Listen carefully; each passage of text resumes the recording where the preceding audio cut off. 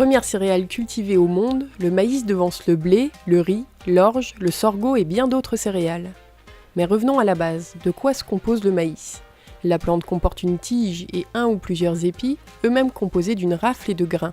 Ces grains contiennent un germe, l'amande farineuse et l'amande vitreuse, protégées par l'enveloppe. Chaque partie du maïs est utilisée. La tige et les grains pour l'alimentation animale, la rafle pour l'isolation des bâtiments et habitations, et comme source d'énergie de chauffage, et les grains pour une multitude d'aliments et produits de notre quotidien. Nous consommons du maïs à longueur de journée sans le savoir.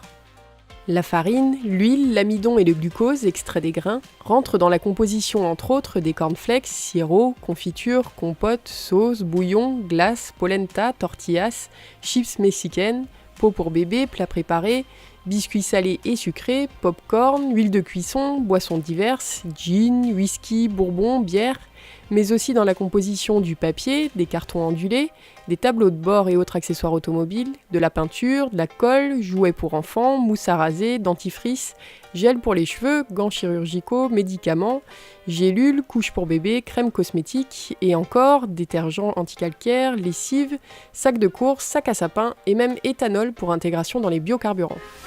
On distingue 3 familles de maïs cultivés. Le maïs grain, dont on vient de parcourir les applications diverses, le maïs doux, cultivé en tant que légume à part entière, qui sera vendu entier frais en barquette ou dont les grains seront mis en conserve ou surgelés, et enfin le maïs semence, qui sert à produire des grains que pourront semer par la suite les maïsiculteurs. À l'échelle de la France, le blé dépasse le maïs en surface cultivée. Malgré tout, notre pays arrive en tête des pays de l'Union européenne en volume de maïs grain produit. Nous sommes leader européen en production de semences et même premier exportateur mondial de maïs semences. Enfin, l'Hexagone est le 2e producteur et 2e exportateur européen de maïs doux.